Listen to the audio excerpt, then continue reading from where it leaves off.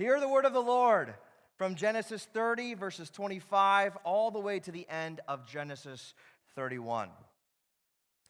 As soon as Rachel had borne Joseph, Jacob said to Laban, "Send me away that I may go to my own home and country. Give me my wives and my children for whom I have served you, that I may go for you now the service that I have given." But Laban said to him, "If I have found favor in your sight, I have learned by divination, the Lord has blessed me because of you. Name your wages, and I will give it." Jacob said to him, "You yourself know how I have served you, and how your livestock has fared with me. For you had little before I came, and it has increased abundantly, and the Lord has blessed you wherever I turned. But now when shall I provide for my own household also?" He said, "What shall I give you?" Jacob said, "You shall not give me anything if you will do this for me. I will again pasture your flock and keep it. Let me pass through all your flock today, removing from it every speckled and spotted sheep and every black lamb, and the spotted and the speckled among the goats, and they shall be my wages. So my honesty will answer for me later when you come to look into my wages with you. Every one that is not speckled and spotted among the goats and black among the lambs, if found with me, shall be counted stolen." Laban said, "Good, let it be as you have said." But that day Laban removed the male goats that were striped and spotted, and all the female goats that were speckled and spotted, every one that had white on it, and every lamb that was black, and put them in the charge of his sons. And he had set a distance of 3 days' journey between himself and Jacob pastured the rest of Laban's flock. Then Jacob took fresh sticks of poplar and almond and plane trees and peeled the white sticks in them, exposing the white of the sticks. He set the sticks that he had peeled in front of the flocks in the troughs, that is, the watering places, where the flocks came to drink. And since they bred when they came to drink, the flocks bred in front of the sticks, and so the flocks brought forth striped, speckled, and spotted. And Jacob separated the lambs and set the faces of the flocks toward the striped and all the black in the flock of Laban. He put his own droves apart and did not put them with Laban's flock. Whenever the stronger of the flock were breeding, Jacob would lay the sticks in the troughs before the eyes of the flock, that they may breed among the sticks. But for the feebler of the flock, he would not lay them there. So the feebler would be Laban's, and the stronger Jacob's. Thus the man increased greatly, and had large flocks, female servants and male servants, and camels and donkeys. Now Jacob heard that the sons of Laban were saying, "Jacob has taken all that was our father's, and from what our father he has gained all his wealth." And Jacob saw that Laban did not regard him with favor as before. Then the Lord said to Jacob, "Return to the land of your fathers and your kindred, and I will be with you." So Jacob sent and called Rachel and Leah into the field where his flocks was, and said to them, "I see that your father does not regard me with favor as he did before, but the God of my father has been with me. You know that I have served your father with all my strength. Your father has cheated me and changed my wages 10 times, but God did not permit him to harm me. If he said, 'The spotted shall be your wages,' then all the flock bore spotted. And if he said, 'The striped shall be your wages,' then all the flock bore striped. Thus God has taken away the livestock of your father and given them to me. In the breeding season of the flock, I lifted up my eyes, and I saw in a dream that the goats that mated with the flock were striped, spotted, and molted.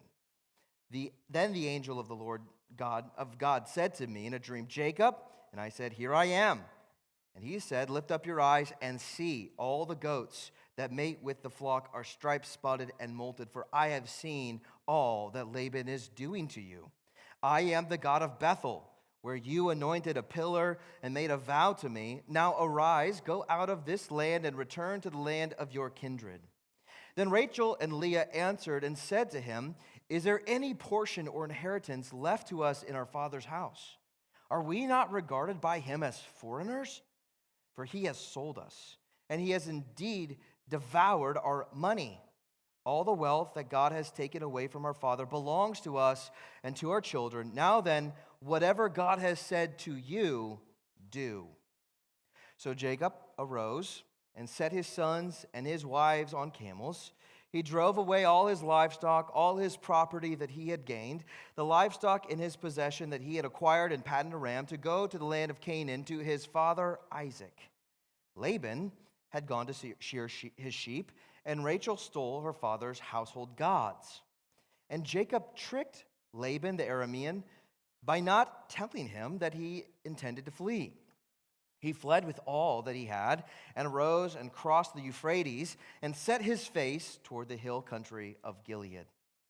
When it was told Laban on the third day that Jacob had fled, he took his kinsmen with him and pursued him for 7 days and followed close after him into the hill country of Gilead.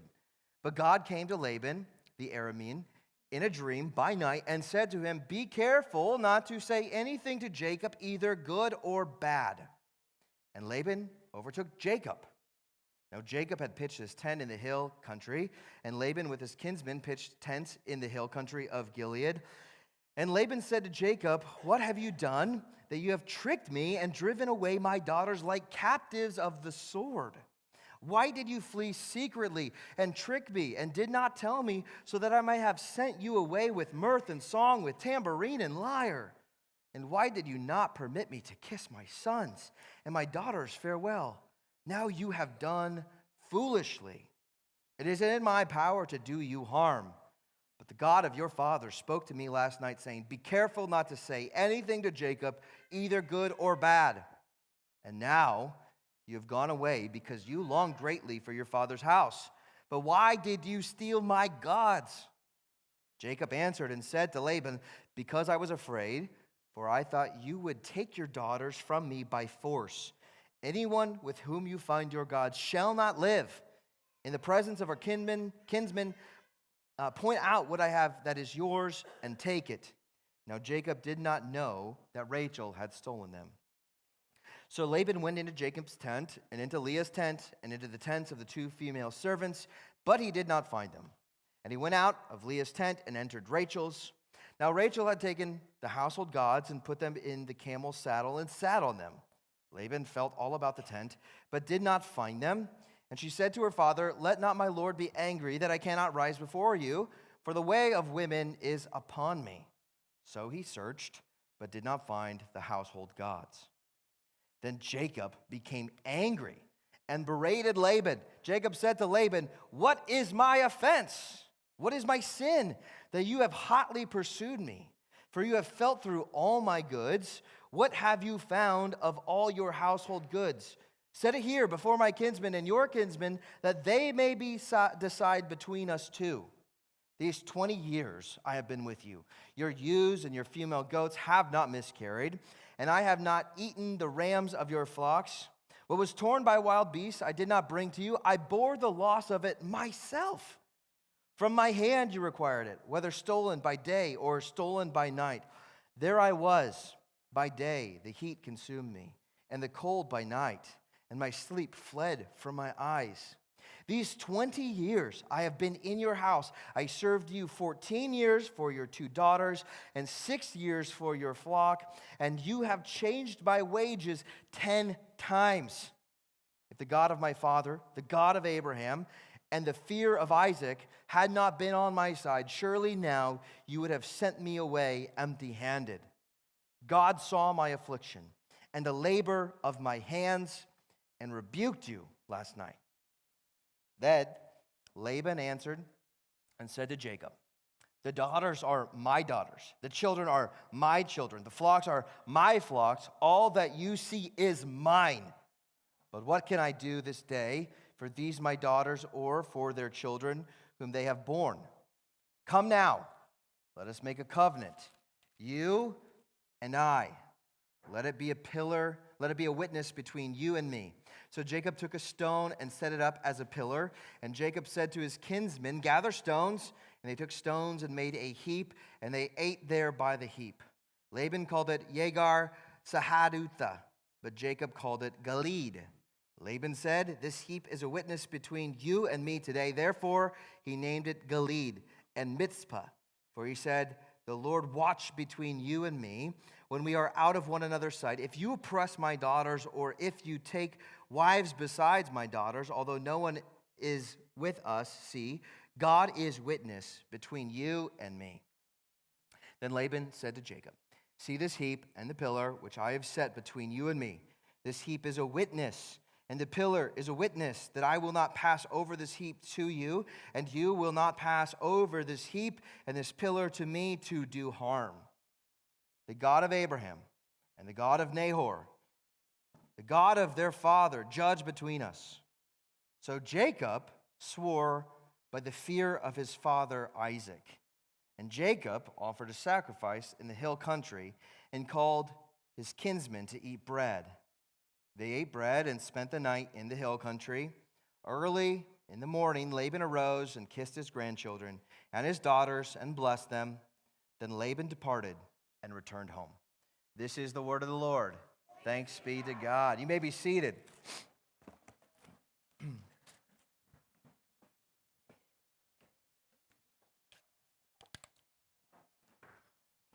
Gracious Father, we come to a long text today, and we ask for your help in distilling down what you would have us to learn from it this day.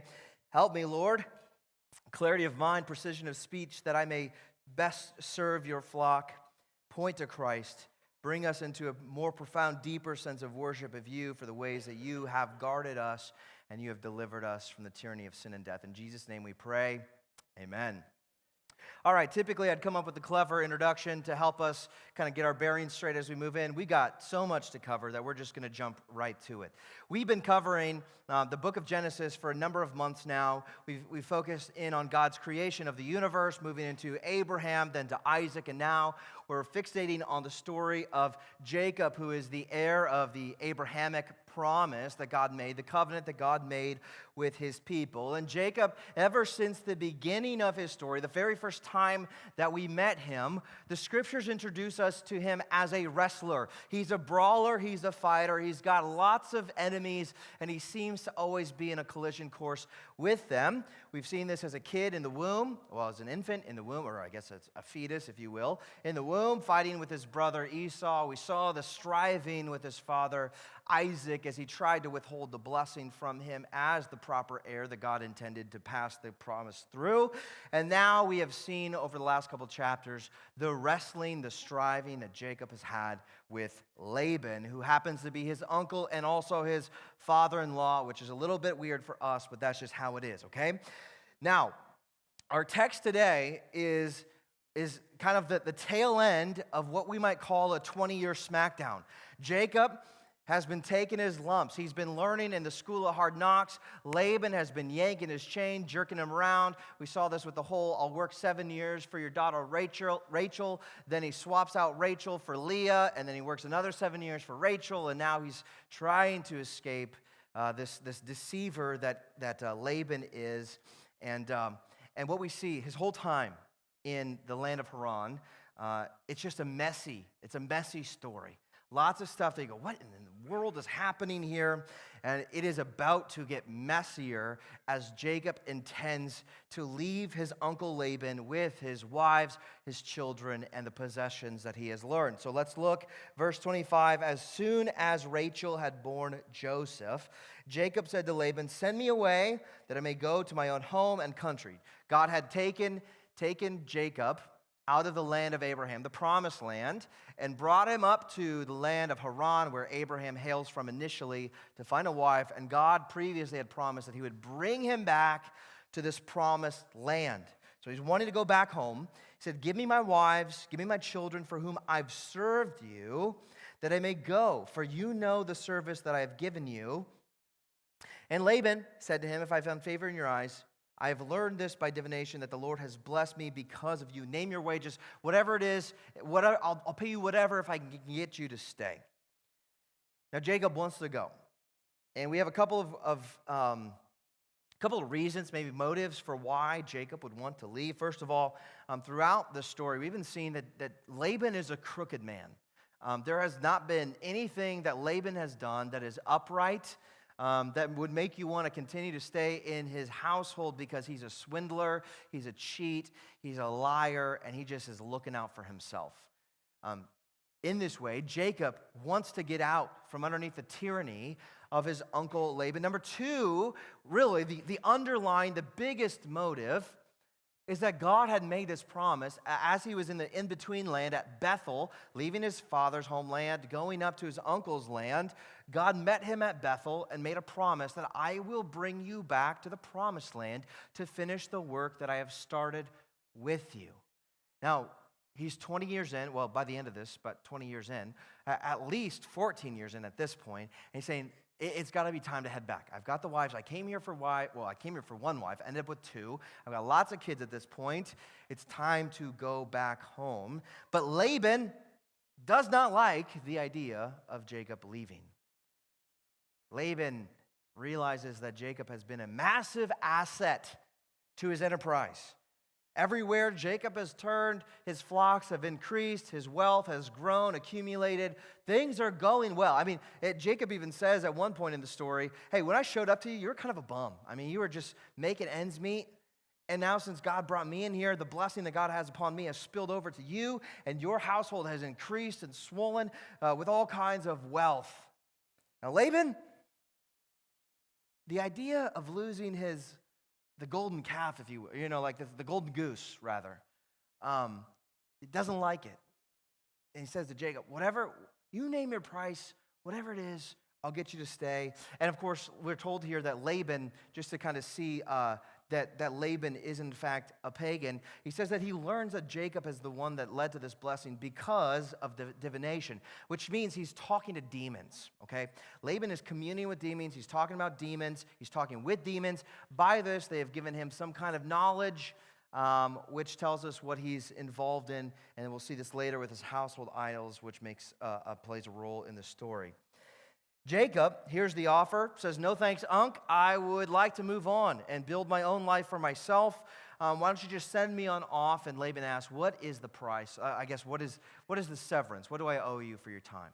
And so Jacob makes his proposal in verse 31. He says, you shall not give me anything if you will do this for me. So just this one thing. I will again pasture your flock and keep it. Let me pass through all your flock today, removing from it every speckled and spotted sheep, and every black lamb, and every spotted and speckled among the goat. And they shall be my wages. So my honesty will answer for me later when you come to look into my wages with you. Everyone that is not speckled and spotted among the goats, and black among the lambs, if found with me, shall be counted as stolen. And Laban said, good, let it be as you have said. So Jacob makes his proposal. He's saying, listen, Laban, this is all I want from you. I want to go start my own household. Just give me all of the blemished animals that you have. Now, this would probably, most likely, according to commentators, this would be a relatively small percentage of Laban's flock. Most of them are white. They're normal. These are the abnormal animals, the spotted, the speckled, the black sheep. Jacob says, give me this small percentage of your herd, and I will leave you alone.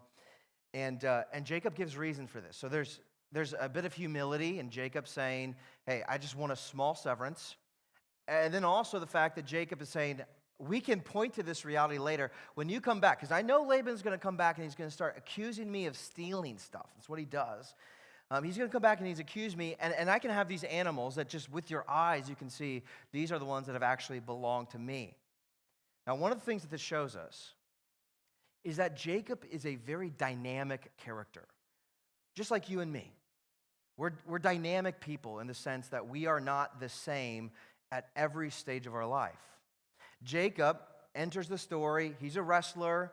You know, you have that thing where he conspires with his mom to acquire the blessing, which, you know, is a story that we've kind of unpacked in ways, but still there is some lying, there's some deceit that happened in there. But God has been refining Jacob and sanctifying. We even saw the way that he failed to lead his household last week. But Jacob has been being changed by God through his time in the hurt locker. He's been changing. We see him from being a guy that was called deceitful to now he's acting with integrity. In fact, that the whole arrangement is based on the legitimacy of his integrity, saying, hey, if you come and you see something that's not mine, you can count it stolen, and I'm a liar, I'm a thief. So he's trying to act above reproach, in which he does. But Laban contrasts that, and that boy, he's crooked. He is as snake-like as they can come.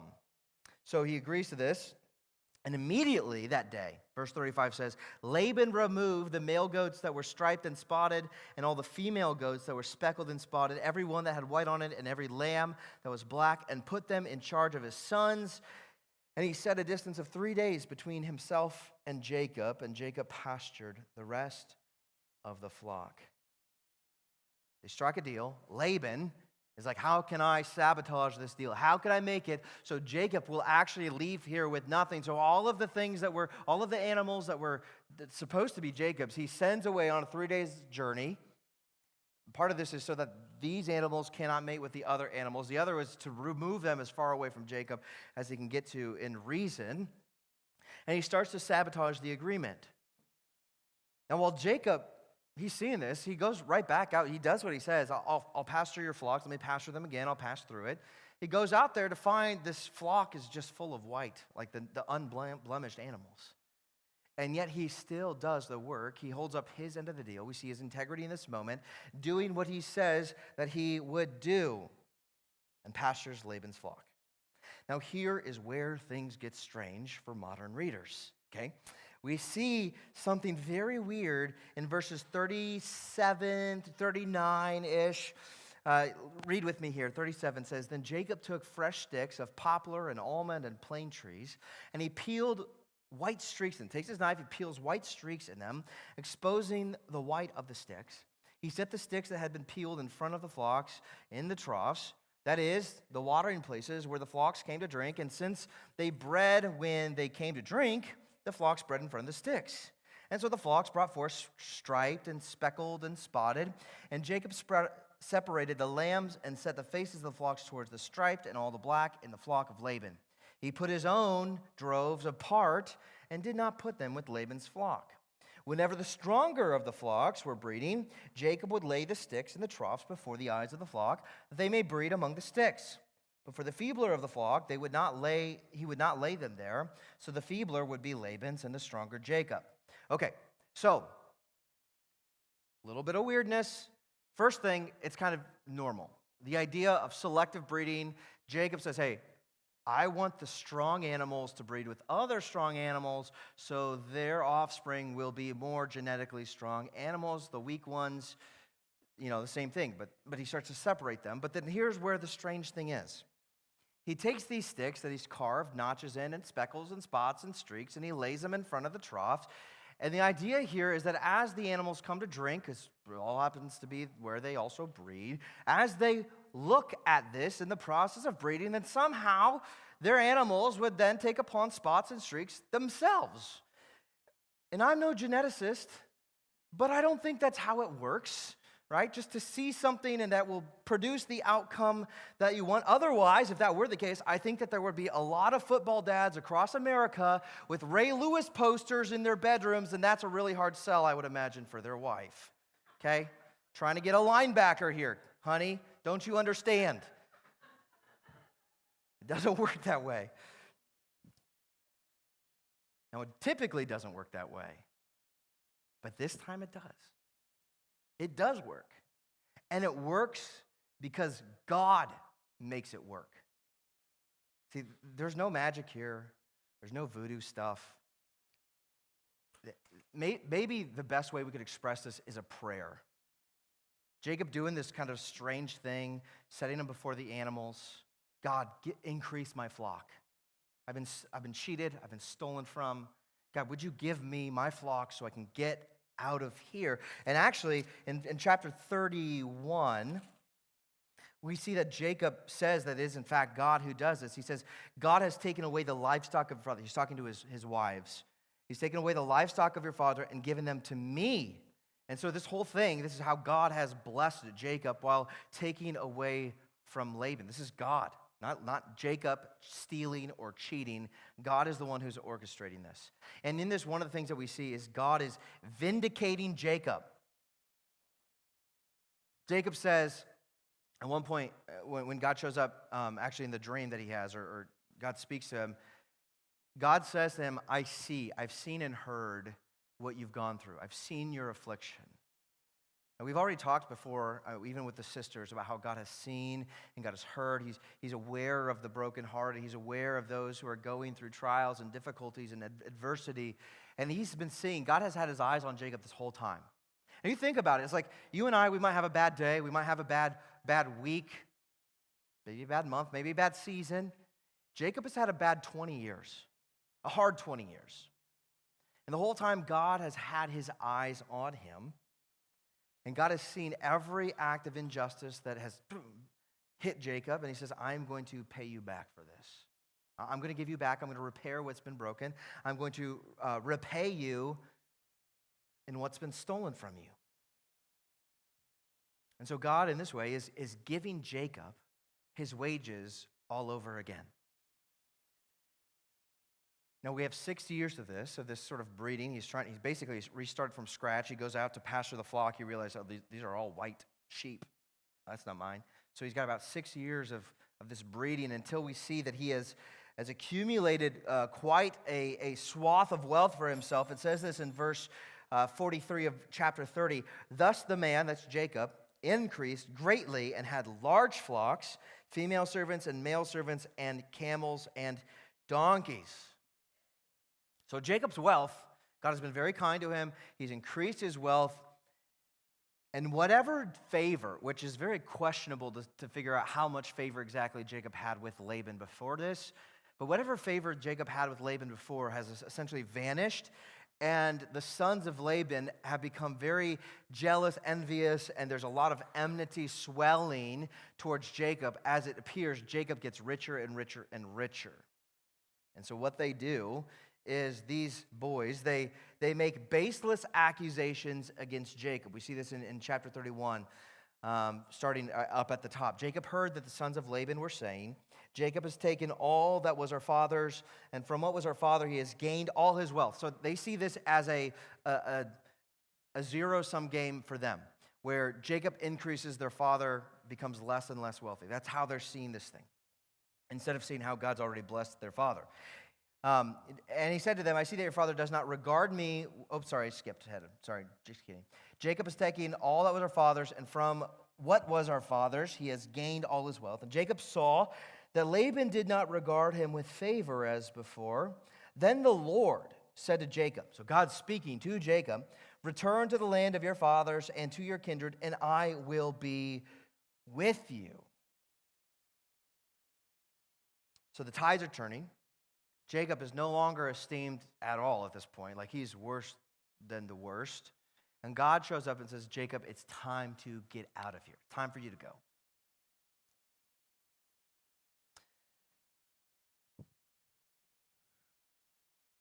Jacob here is provided an opportunity by God, actually not just an opportunity, but a command by God to get up and to flee the tyranny of his uncle Laban. Now, Laban is clearly a tyrant. If you go back through Scripture and you make a list of all the tyrants that are in the Bible, Laban is probably up there in the top 5. Because a lot of his scheming, a lot of his manipulation is learned by other tyrants who pop up. And we see this even further as we move into Genesis 31, that Laban is an evil man. He's a tyrant, and he's only looking out for himself and will crush anyone who is in his way. Now, when God says, hey, Jacob, it's time to go, we see this shift in Jacob's attitude in the way that he leads his household. Last week, he's very passive. He let a lot of drama go on among his wives for a long time. And now he takes action and steps up as the covenant leader of his family and says, babes, which is weird to say, ladies, it's time to go. It's time to get out of here. And we see him stepping up in verses 4 through 13.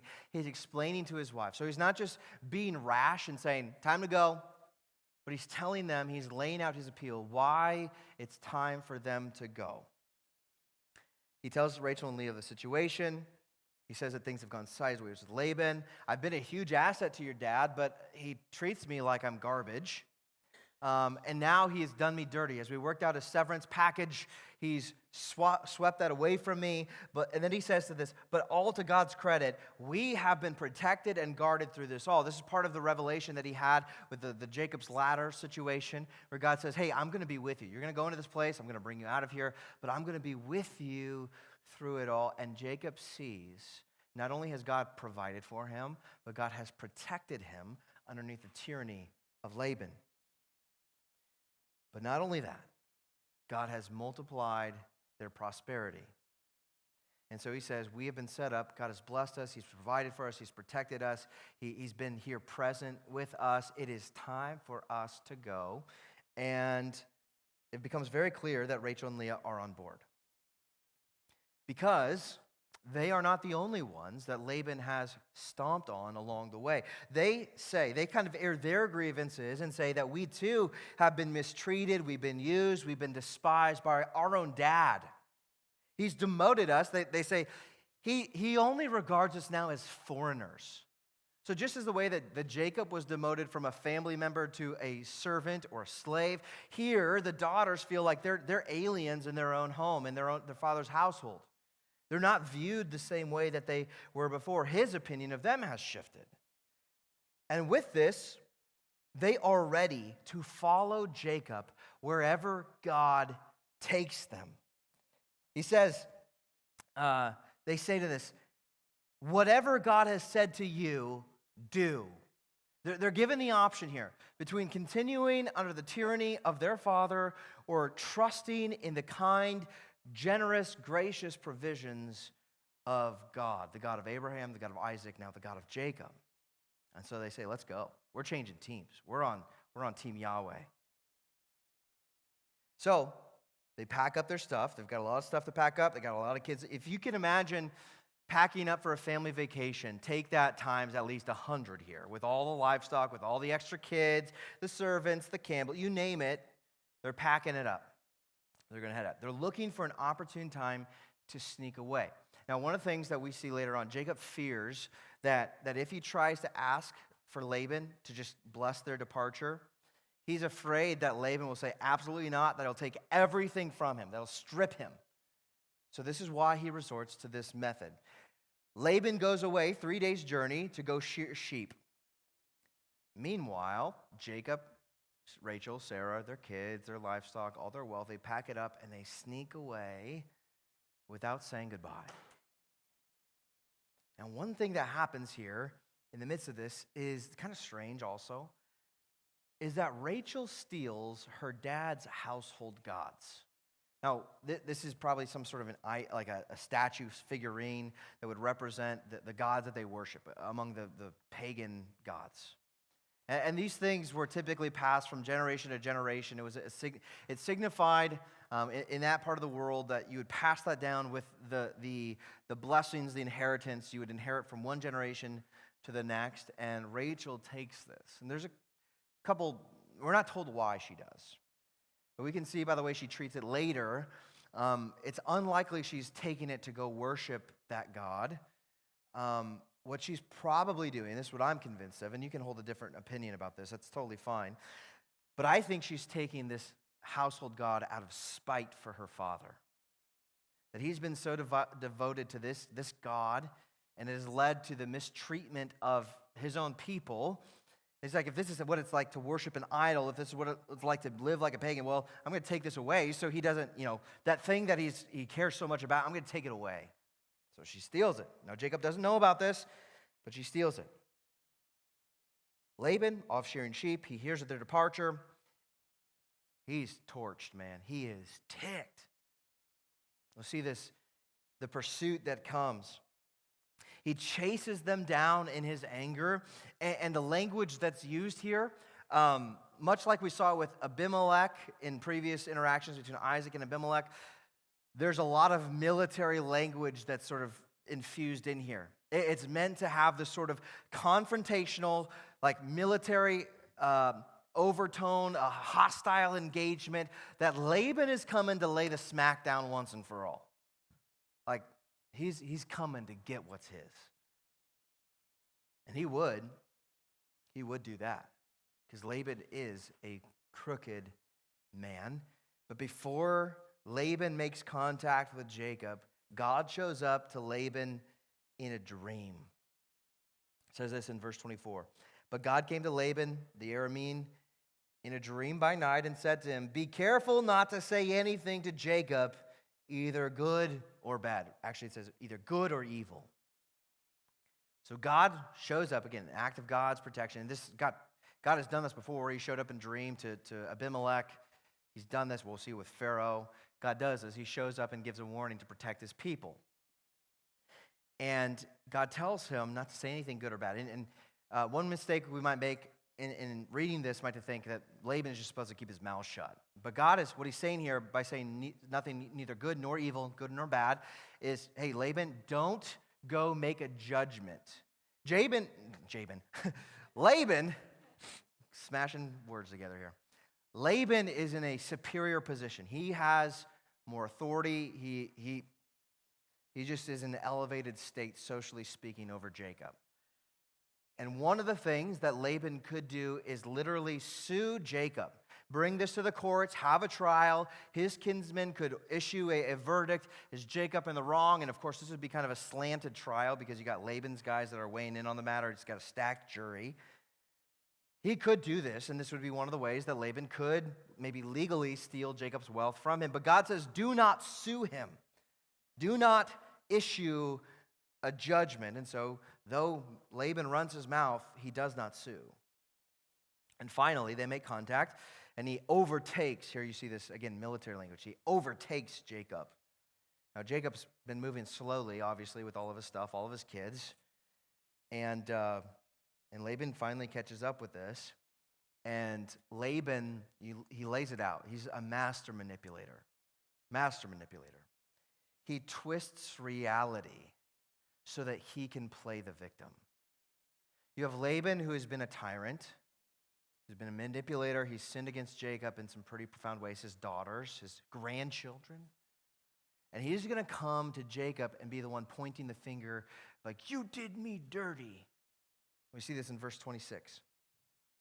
And Laban said to Jacob, what have you done that you have tricked me and driven away my daughters like captives of the sword? Are they really captives of the sword? Did Jacob not ask, do you want to come with me or not? So, okay, lies.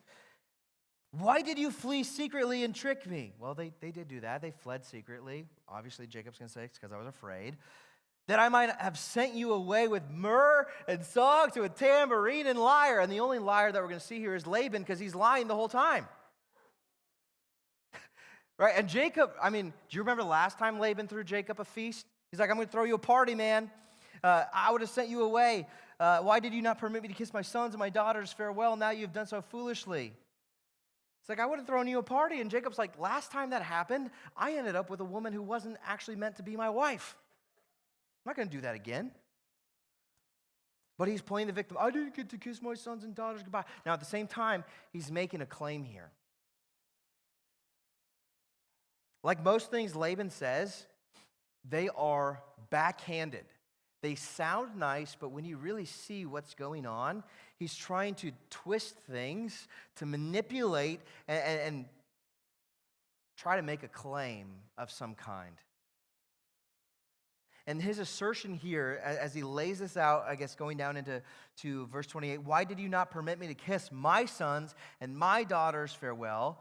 Now you have done foolishly. It is my power to do you harm, but the God of your father spoke to me last night, saying, be careful not to say anything to Jacob, either good or bad.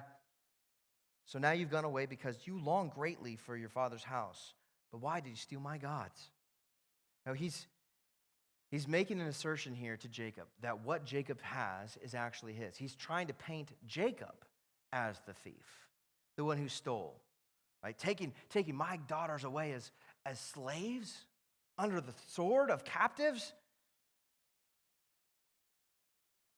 But one of the things that we see here about the mindset Laban has towards his people, the people that he should have a filial affection for, a fatherly affection for, is that he sees them more as property than he does his own family. And he's angry to see his loss just walking out the door. And he makes all of these accusations against Jacob. You stole, that's mine. But legally, everything that Jacob has is above board. He worked 7 years for Rachel and then got Leah. He worked another 7 years and finally got Rachel. He made an agreement about the flocks. The children that he had were rightly his. Everything that Jacob has in his camp belongs to him except for one thing: the household gods. Now Laban is upset. He says, man, I could crush you. And he wants to crush him. He says, I could crush you, but I won't. But I still think you're a thief. You took my household gods. Now this is a great moment to say, if your gods can be God-napped, you need different gods, right? If you need to call 911 and file police report about your gods that have been stolen, you've got the wrong God, okay? Laban, he's got the wrong ones. But Jacob is unaware of the fact that Rachel stole these household gods, and like I said, there's question about her motive. But unknowingly, Jacob invites Laban to come, literally tear his camp apart. See if you can find something that I've stolen from you. Now, Laban does go through this. He turns everything over, flips everything upside down, all the tents, all the places, all the things, and he finds nothing until he comes to Rachel, who happens to be sitting on a camel where she is tucked this household god underneath of her saddle and says, sorry, Dad, I've got lady problems. I can't stand up right now. Kind of a crude piece of humor. You'd be surprised at how the Bible's humor is sometimes. This is one of those moments where it's like, yeah, God put this in the book, okay? We can joke and laugh about it a little. But she says, hey, sorry, Dad, I can't get it. I can't get up. And so he says, I can't find anything. So Laban comes up empty-handed, and this is where Jacob, it's like all of those years of pent-up frustration and anger, man. He's been doing so good. It's probably better if you had just like left in peace and gone off in the wind, but here is an opportunity, and he gets to lay into Laban. Now, the Bible doesn't speak for good or for worse about if Jacob was in the right about this, so I'm going to be careful not to issue my own judgment about this, but Jacob lets Laban have it in verse 36. Then Jacob became angry and berated Laban. Jacob said to Laban, and all this stuff is true. Everything that Jacob is saying is true about his experience with Laban. What is my offense? What is my sin that you have hotly pursued me? For you have felt through all of my goods. What have you found of all your household goods? Set it here before my kinsmen and your kinsmen, that they may decide between us two. These 20 years, and then now it's kind of a backlog of grievances. These 20 years I have been with you, your ewes and your female goats have not miscarried, and I have not eaten the rams of your flocks. What was torn up by wild beasts I did not bring to you. I bore the loss of it myself.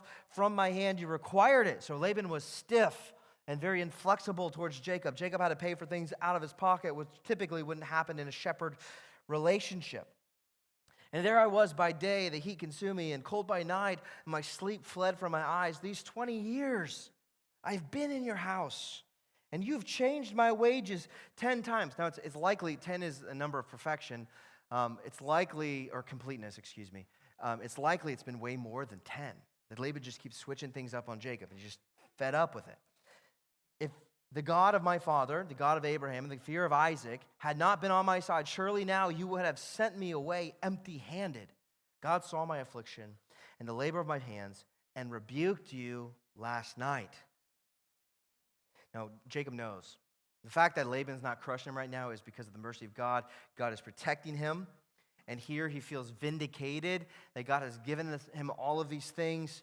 And he's on the brink of exit here from Laban and his tyranny.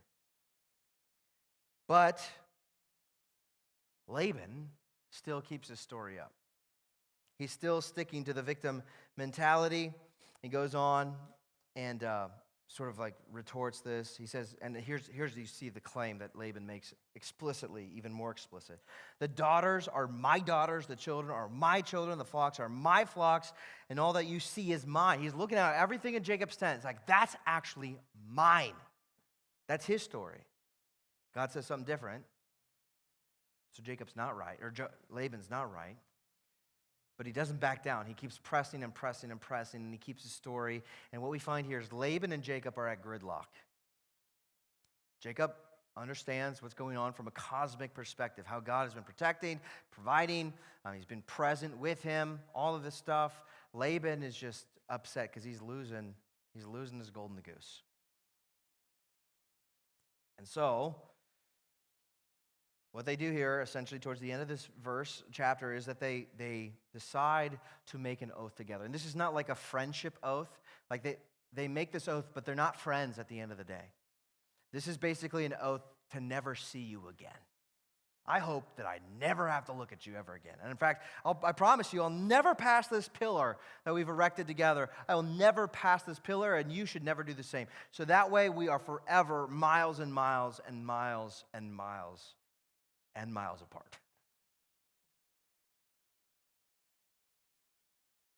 This is how the story goes. It's far from what a biblical departure of a son who grows up, it's sent out. Right, we've seen the Proverbs, how one of our parental duties is to bring our children up, to equip them in a way that when they go out, we bless them, provide an inheritance, let them go start their own family. Laban does the exact, he's literally working against that the whole time. No disregard for Jacob, no regard for Jacob, no regard for Leah, Rebekah, no regard for his grandkids. Cold, selfish, greedy old man.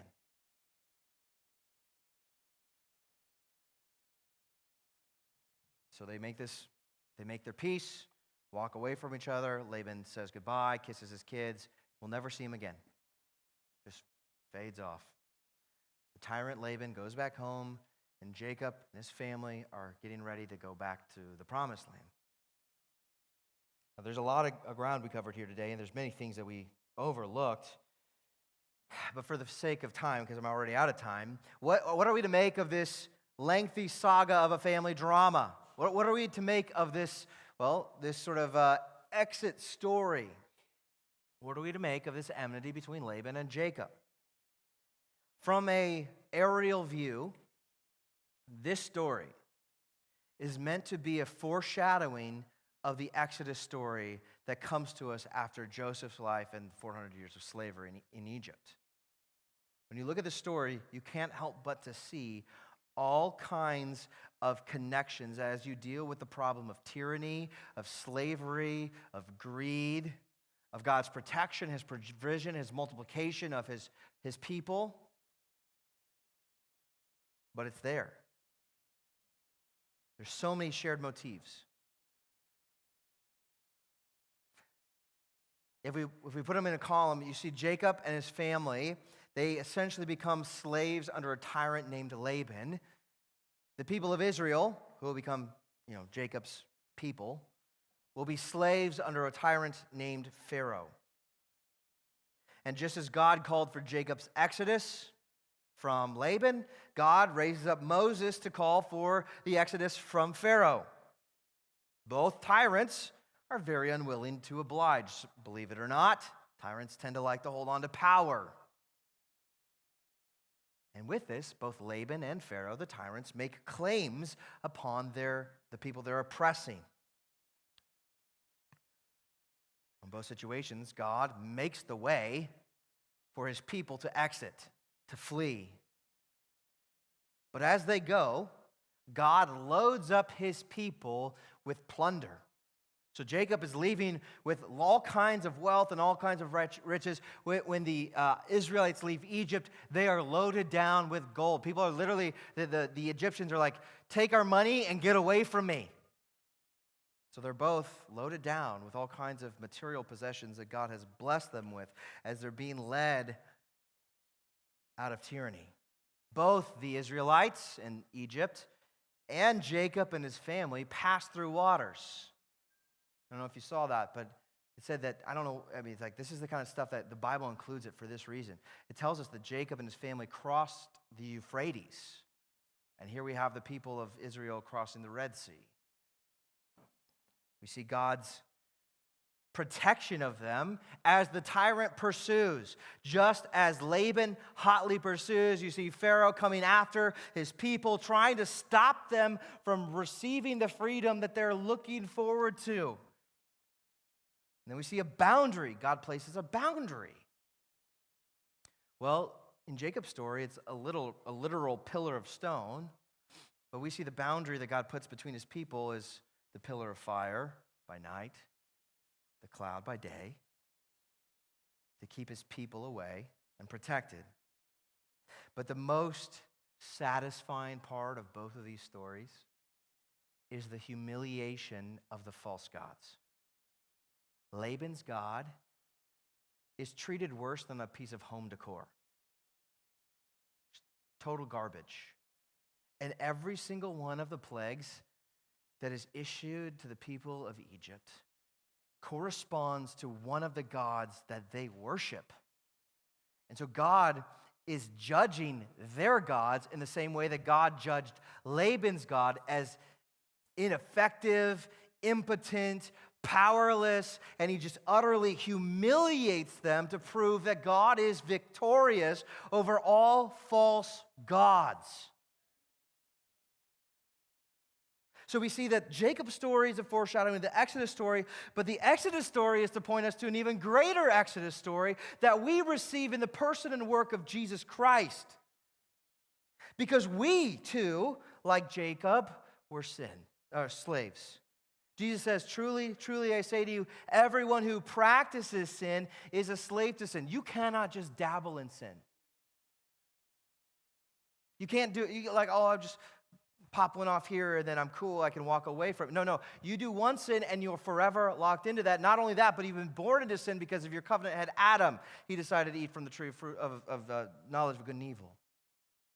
You're born into that. And then you actively participate in sin, which makes you a slave of sin. Held in bondage, and just like Pharaoh and just like Laban, it makes claims on you. Your life is mine. You owe me your life. You owe me blood. You must atone for your sin. That's what you owe me. That's a claim of sin on your life.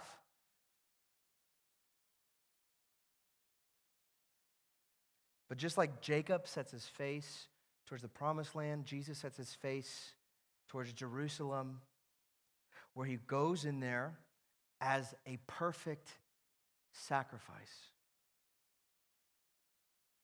Spotless, blemished. Just the Passover lamb, real quickly, the part of the Passover is a perfect lamb, sprinkled the blood on the doorpost. Those are the people who will be passed over by judgment. Well, Jesus is the perfect lamb, blood applied to us. The judgment passes over us. Actually, not just passes over us, but actually judgment is issued on Jesus in your place. Right? Your sins are given to him, and he deals with them on the cross, and his righteousness is credited to you so that you actually have a right standing before God. And in this, Jesus trounces sin and death. Jesus gives his life as a perfect substitute for you and me. In Colossians 2:15, Jesus disarms the rulers and authorities and put them to open shame by triumphing over them in him. Jesus humiliates sin and death. He defeats death by death.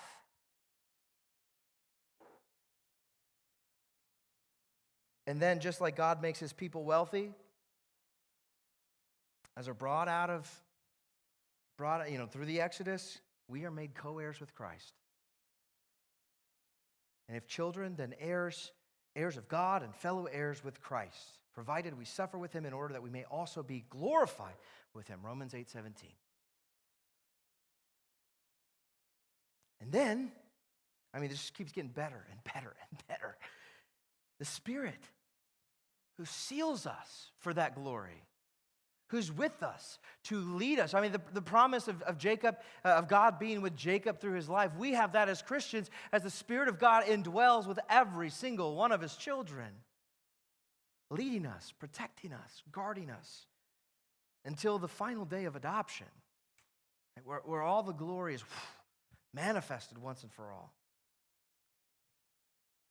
Now, this whole thing, I wanted to talk about like the dynamic nature of Jacob here, being a man who changes over time, God's grace, through hardship. Jacob changes. Like he is being made fit to be the father of God's people. And one of the things that proves this to us is that Jacob doesn't take any credit for anything that's happened under life.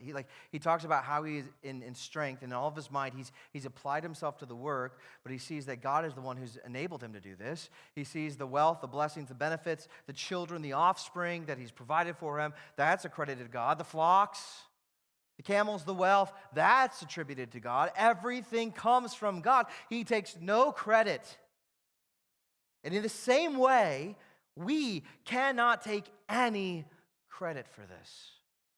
It is a gift of grace. Salvation is all a work of God that He graciously gives to us. And it's in this gift that we are freed from the tyranny of sin, death, and the grave. That the gospel frees us. For freedom you have been set free. And this is not a anything goes kind of a freedom, but this is the kind of freedom. If tyranny is living under the cruel reign of a wicked master, the kind of life that we now have is not a freedom of rules or anything of like that, but we find ourselves under the kindly reign of a gracious king who only tells us to do the things that will bring blessing and good for us, because He's the God that instructs us in righteousness. And when we sin, when we have that temptation to go back and do the stuff that we were doing before, that Jesus actually paid His life for, to get us out of that, we have to heed these words here of Galatians 5:1. For freedom Christ has set you free. Stand firm, therefore, and do not submit again to the yoke of slavery. It's like telling Jacob, don't go back to Laban. It's like telling the Israelites, don't go back to Pharaoh, which actually they did want to do that. They wanted to go back. It's utter foolishness. Here we are, we've been freed from tyranny, of sin, of death, and we have the same temptation that we want to go back, like a dog returns to its vomit. But for freedom, we've been set free. So let us live like the free men and women that God has made us to be. And one of the privileges that we have as those who have been freed by the blood of Christ is we be reconciled to God and we share a feast with Him. Not a cold, detached, I'll tolerate you for this meal and then I won't see you again ever again in my life. This is a meal of communion. When you are invited to the Lord's table, you are fellowshipping with the God who made you, who saved you, who sustains you. And it's not just a one-on-one thing, man. You get put in a whole host of other Christians who receive this gift. It's a communal meal, which you call communion. We're communing with God vertically, communing with one another. Because the gospel reconciles us. See, the part, I'm going to get lost here. I'm sorry. I got to say this, though. Being a slave to sin makes you an enemy of God. It makes your taste buds warped. So you want to eat the stuff that will kill you. God fixes that. And He says, come eat at my table. Come experience the peace that only I can offer you. And this is what we do as Christians. We come invited by the Lord to eat this meal of peace. We've been reconciled to God. We live in communion with Him and one another. And let us continue to do this and proclaim the life, death, and resurrection until Jesus comes by eating and drinking to the glory of God. Let's pray.